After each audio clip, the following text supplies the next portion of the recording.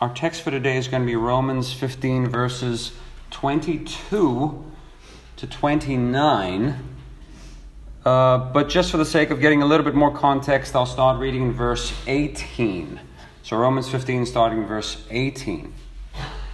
The Apostle Paul writes, "For I will not dare to speak of any of those things which Christ has not accomplished through me, in word and deed, to make the Gentiles obedient, and mighty signs and wonders by the power of the Spirit of God. So that from Jerusalem and round about to Illyricum I have fully preached the gospel of Christ. And so I have made it my aim to preach the gospel, not where Christ was named, lest I should build on another man's foundation. But as it is written, to whom he was not announced, they shall see, and those who have not heard shall understand. For this reason, I also have been much hindered from coming to you, but now, no longer having a place in these parts, and having a great desire these many years to come to you, whenever I journey to Spain, I shall come to you. For I hope to see you on my journey, and to be helped on my way there by you, if first I may enjoy your company for a while. But now I am going to Jerusalem to minister to the saints. For it pleased those from Macedonia and Achaia to make a certain contribution to the poor among the saints who are in Jerusalem.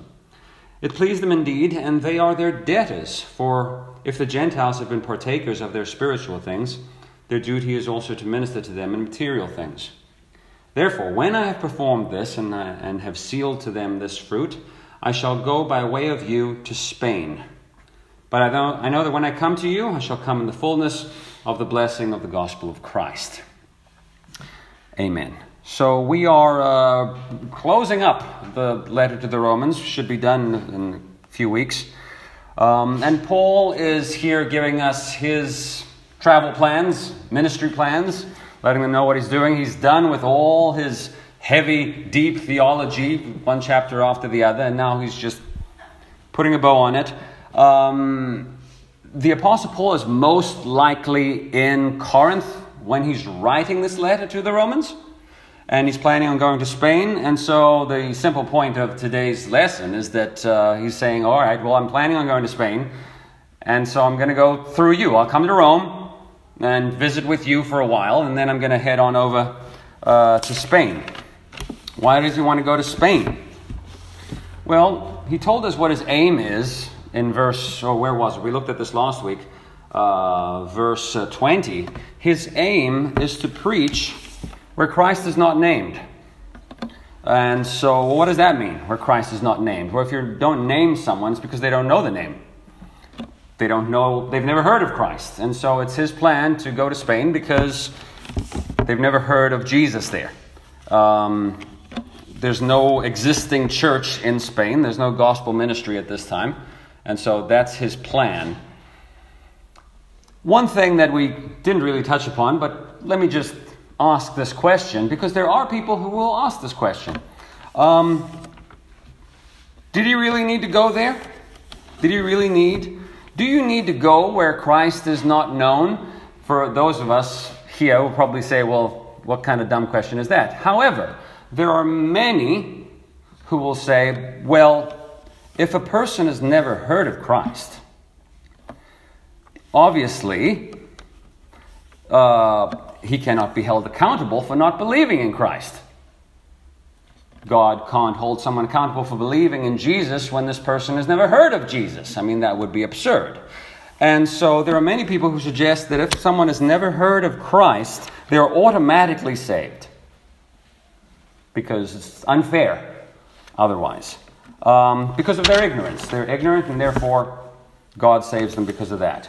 However, if that is true, that you're automatically saved if you've never heard of Christ, you know what the worst thing you can do for these people?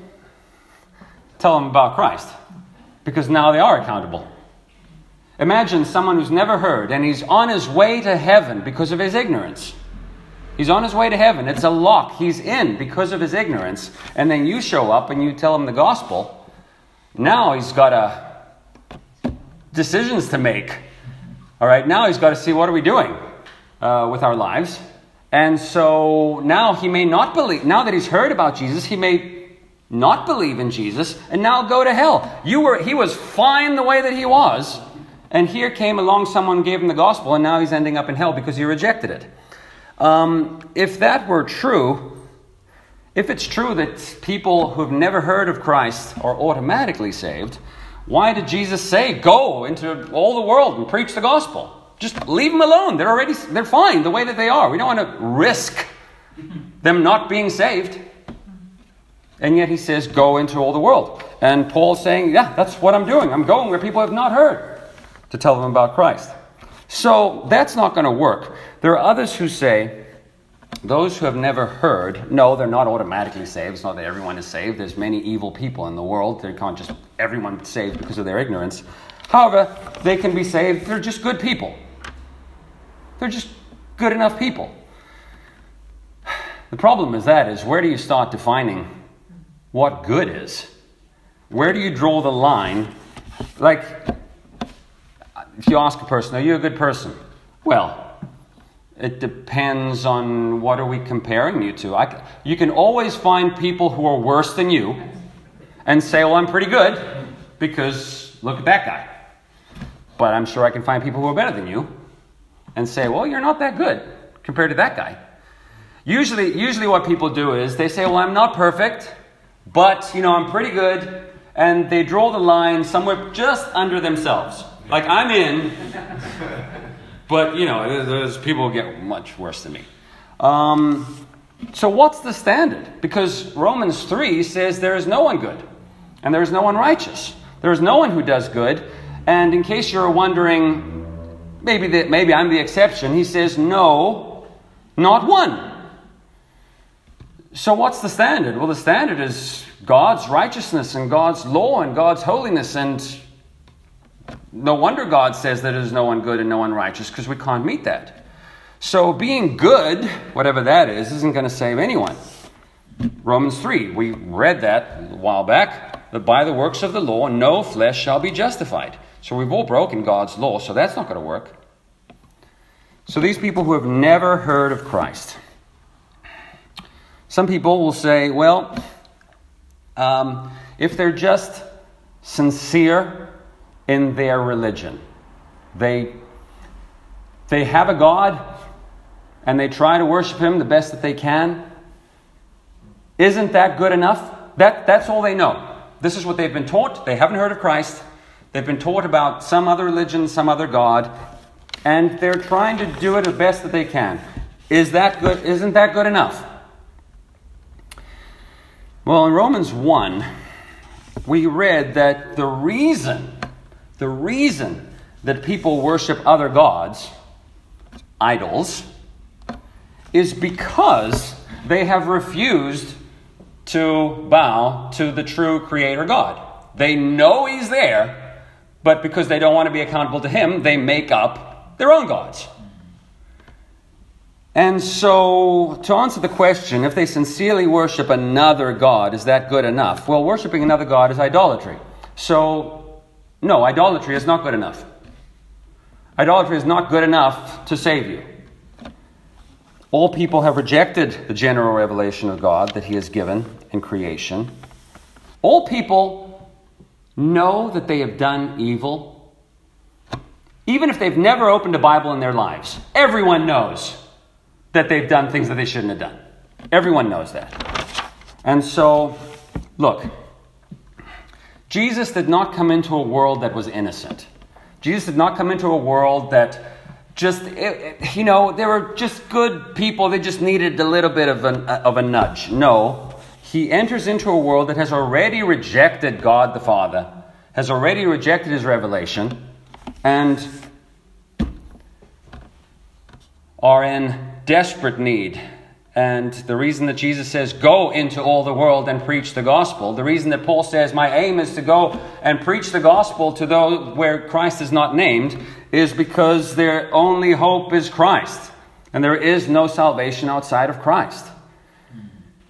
And so he has to go preach that they may hear and believe. What did we read in Romans 10?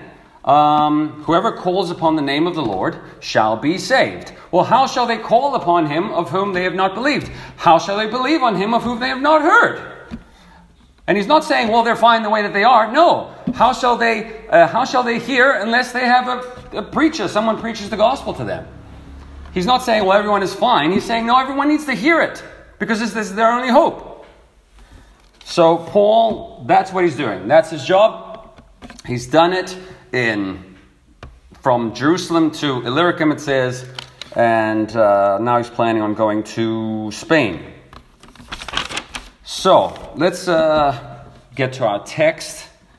So we know people need Christ, and Paul has been preaching him. When it says from Jerusalem, he said in we looked at this last week, but he said in the middle of verse 19, from Jerusalem and around about to Illyricum, I have fully preached the gospel of Christ.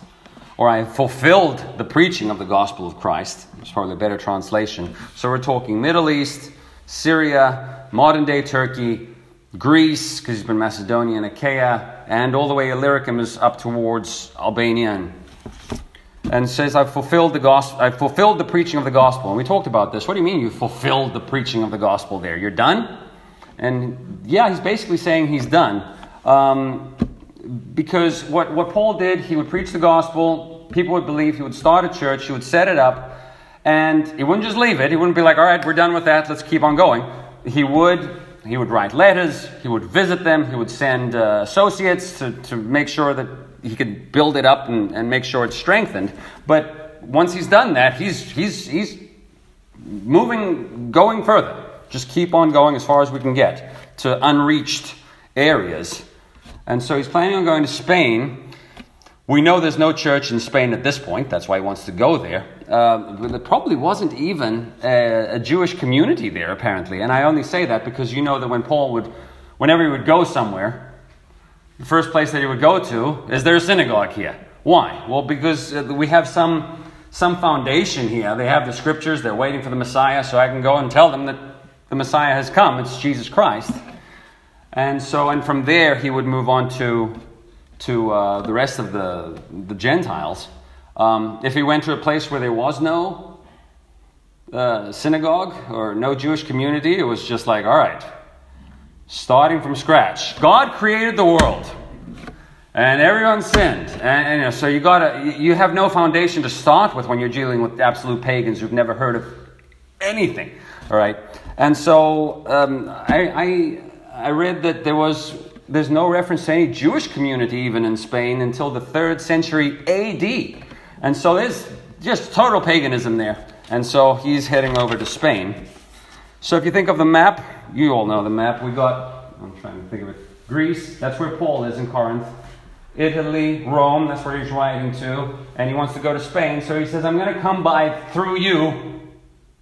I'm not planning on coming to Rome to stay there. I'm just traveling through. But I'll come see you, and then I'm going to Spain. Let's look at the text. Verse 22. He's just been talking about how busy he's been from Jerusalem to Illyricum. And he says, for this reason, I have also been much hindered from coming to you. The only reason that he's mentioned is the fact that he's been busy going to places that have not heard of Christ and setting up churches and stuff. So he's like, I haven't been able to get there. But he wants to come to them. In chapter 1, when he started the letter, he said, I've been wanting to see you for a long time, but there's always things getting in the way. I can't make it. Verse 23. But now, no longer having a place in these parts, and having a great desire these many years to come to you, whenever I journey to Spain, I shall come to you, for I hope to see you on my journey, and to be helped on my way there by you, if first I may enjoy your company for a while. So he's saying, I'm done with this area of the world, basically. He said he's fulfilled his preaching from Jerusalem to Illyricum. Now he says, in verse 23, he says, I no longer have a place in these parts. Does that mean that everyone there was saved? No. Does that mean that everyone in Greece and modern-day Turkey had heard the gospel? No. But he has set up churches, Christian churches, in strategic places in all the major cities. And so Paul's not going to do all the work by himself. He's not going to preach the gospel to every human being. He's set it up. He sets the foundation. And now it's the church's job to go and continue the work of ministry and evangelism and so forth. And so he's like, I'm kind of done in this area. We've been to Ephesus, we've been to Antioch, we've been to Corinth, we've been to Thessalonica. We're done here. So now I want to move. So he says, I'm going to come to Rome, but for a while. I'm not going to stay there long. For the same reason that I haven't come yet. Because my goal is to go where people haven't heard the gospel. And, well, there's already a church in Rome. The church is already there in Rome. So I don't want to build on another man's foundation. Rome was the capital, all right? So if anything, that's where it can spread out from. You don't need me there. That's why I'm just passing through to go to Spain. I was wondering, just for the sake of information, just if we're wondering, how did that church get there? Because Paul didn't start it. Paul's never been there. So I was like, well, what does history say? So Irenaeus, who's in the 2nd century, around 180, he said that the founders of the Roman church were the Apostle Paul and the Apostle Peter. And I'm like, okay. In the 4th century, there's a writing that says that Peter started the church. I don't think that either one of these two traditions can be accurate. Paul definitely had nothing to do with starting the church in Rome. He's never been there. He's writing saying, I hope I can get there. And we know his travels before this. He couldn't get there. And it is highly unlikely, practically impossible, that the Apostle Peter got to Rome that early. Because this church has been there for a while. It didn't just start now. It's been there very early. When Paul first got to Corinth, remember, you had Aquila and Priscilla who had come from Rome because Claudius was getting rid of all the Jews in Rome. And we have non-biblical information that the reason that he kicked them out is because the Jews kept fighting about someone named Christos. And so probably some Jews were saved and others were not, and they're fighting about Jesus, and Claudius, the emperor, didn't know what the problem was. He couldn't tell the difference between the Jews, and he just kicked them all out. Anyhow, but the point is, early on, we have a church there. We're not that sure how it got there. There is another 4th century writer who said that the Roman church began through a group of Jewish Christians who had no association with the apostles. And that sounds pretty, we don't know for sure, but could be pretty accurate, because we know that on the day of Pentecost, if you look at all these Jews from all over the world who had come for the feast at Pentecost, and it gives a list of where they're from, one of the places is Rome. So if people got saved and they went back home to Rome, carried the gospel with them. Anyhow, we don't know, but Rome already has a church, and since Paul is not planning on going where we already have churches, he's planning on going to Spain. He says, I want to go and I'm going to come and enjoy your company for a while, he says at the end of verse 24. In chapter 1, he had said, I want to come to you in Rome for a little while, that I may be encouraged together with you by the mutual faith of you and me. So he's not like, well, I'm going to come and I'm going to teach you how things are done. He's like, I have faith, you have faith, I want to come and you can encourage me, I can encourage you. We're going to have a great time, but then I have to keep on going. And he also says in the middle of verse 24, I hope to see you on my journey and to be helped on my way there by you. So I'm going to make it to Rome, and I'm kind of hoping that maybe you can help me out. The Greek word there, propebo, it's too difficult to explain. But it means to send someone out. And if you do a quick word search there, you'll see that it's practically always referring to a church sending out a missionary. And so he says, if you're going to send, he's asking them, these people he doesn't know, I'm going to show up there, spend some time with you, and maybe you can help me, send me off to Spain. Maybe financially they can help him, maybe they can send people with him. Either way, they can participate, because it's one thing for people who can preach the gospel and go out, but not everyone is called to be a missionary. Not everyone is called to do this, but maybe you can help those who are going to do it. in any way that you can. So, you're the Romans, you read this and you say, great, so Paul, when are we to expect you? Just hop on a boat from Corinth and come on over. No, verse 25. But now, I'm going to Jerusalem. Oh, so you're getting on a boat and going 1,000 miles in the opposite direction. So we're not seeing you anytime soon. All right. I'm going to Jerusalem to minister to the saints. What ministry is this? Verse 26. For it pleased those from Macedonia and Achaia, that's the churches in those areas, to make a certain contribution for the poor among the saints who are in Jerusalem. This is a topic that if you know the New Testament well, you know it shows up all over the place. It shows up in 1 Corinthians, 2 Corinthians, Acts. You had the church in Jerusalem, which was very poor. This is the mid-50s of the first century. And so Paul wanted all these churches that he had established, if they could help out the poor in Jerusalem financially. And so he was gathering this big amount from all these churches, and he, together with a number of other men from all these churches, were going to travel together and take this amount to help the poor Christians in Jerusalem. There is a question as to why are they so poor? Why do we need all these other churches to support them here? And it's probably a combination of reasons. But let me just remind you of a few things. Well, first of all, we do know in Acts 11 that there was a famine that had hit the area. So that may have caused people to, not have food to eat. We also know that when Jews trusted in Christ in Israel, they would often be ostracized from their community. They were heretics now. They were heretics. And their own fellow countrymen would persecute them. And so they would be kicked out of their families. They would be kicked out of their societies. It would be difficult to find work.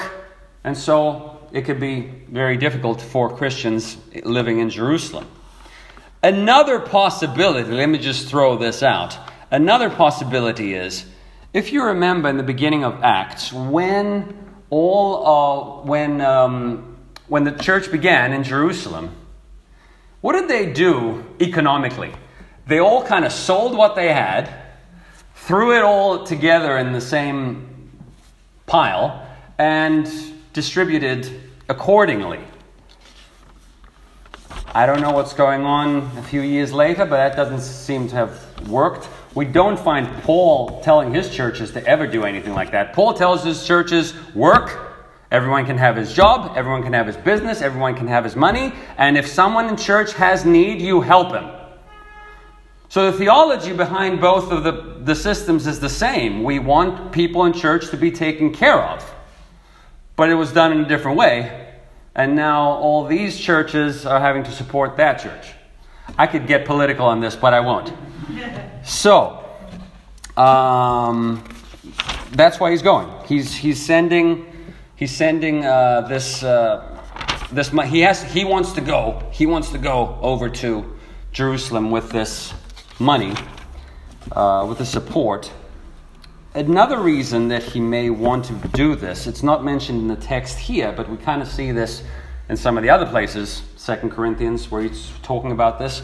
Another reason he may want to do this is because we know that there are some... Remember, the church in Jerusalem, they're Christians, they're all Israelites. All Israelites who have been following the law their entire life. And even if they know that you're not saved through the law, you're saved through Christ alone, nonetheless, they were somewhat suspicious of all these... Some of them were somewhat suspicious of all these Gentiles here who supposedly believe in Jesus. They're not getting circumcised. They're not doing all these things. Okay, you don't have to do that, but how loose are these people? Are they really committed to being Christians? And so Paul is trying to unite these two groups. In 2 Corinthians, let me just read you this text. In 2 Corinthians chapter 9, so he's telling the Corinthians to help out with the people in Jerusalem. And he says, this service that we're going to give, not only supplies the needs of the saints, so yeah, they need that, obviously, but he says, through the proof of this ministry, the giving of the money, they, the saints in Jerusalem, they will glorify God for the obedience of your confession to the gospel of Jesus Christ.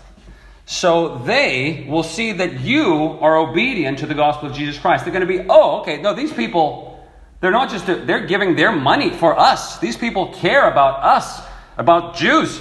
They care about the church. They have been changed. These are not just pagans who are doing something because it was in style or whatever. So they're with us. And so Paul is trying to unite these two groups, because it's not that we have a Jewish church and we have a Gentile church. It's one church. It's the one church of Jesus Christ, where there is no Jew and Gentile. And so he's trying to unite the church. All right. So Paul does give a reason why all these churches in Achaia and Macedonia want to help out the church in Jerusalem. In verse 27, he says, it pleased them indeed. So he's talking about the churches in Achaia and Macedonia. It pleased them indeed, and they are their debtors of the saints in Jerusalem. For if the Gentiles have been partakers of their spiritual things, their duty is also to minister to them in material things. So when Christianity began, let's take Pentecost, all right, and the Christian church begins in Jerusalem. Like I mentioned before, every Christian was an Israelite. Every single one when the church began. All right, so how did the Gentiles get saved? Through the preaching and the ministry and the evangelism and the missionary efforts of the Jews who were there. Now, to be fair to the text, initially they were kind of like, we're kind of fine where we are. But then persecution hit and they were forced to leave. But it says in Acts that as soon as they were forced to leave, everywhere they went, they preached about Christ. And so anyone who is a Gentile who got saved because it started spreading from all the apostles were Jews. All these people in Jerusalem were Jews. And so he says, we kind of owe it to them. We wouldn't have heard the gospel through them if it wasn't for them. And we've become partakers of their blessings. We read about back in chapter 11 and 12 and 9 and 10 and 11, how you have the remnant of Israel and the rest of us, we've kind of wild olive trees that have been kind of plucked in and joined with them now. And so, hey, we've joined with them in their blessings, and so we kind of owe to help them. We wouldn't have heard the gospel if it wasn't for them. And so that's what we're going to do. One last thing that he mentions here. He does say that they are their debtors, but it also said that it pleased them. So you can owe something, but you can also want to do it. They're not mutually exclusive. You can do both. There are things that you must do, but it doesn't mean that, well, if we must do it, then it's a burden. What does Scripture say? God's commandments are not burdens. If you read God's commandments and you say, now I'm not saying that we're going to perfectly do them. Obviously we're not. We fail. But if you read God's commandments and you go, do I really?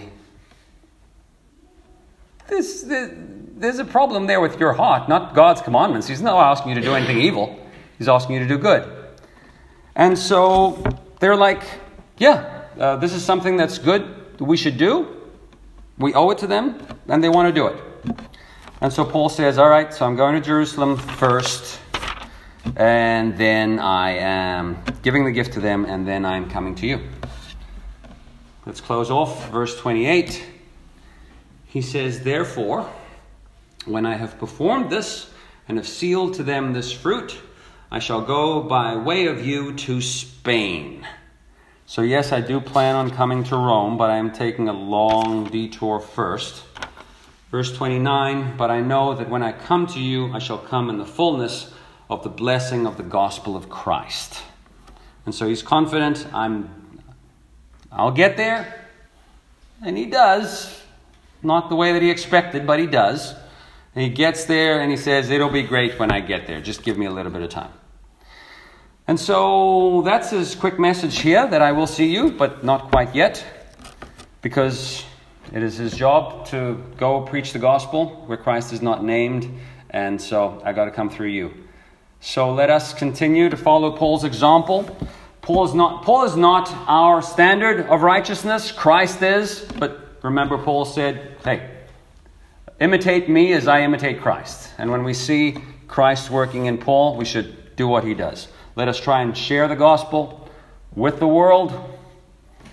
If we can't go, help others who can go, because there is no salvation outside of Christ. So let's pray.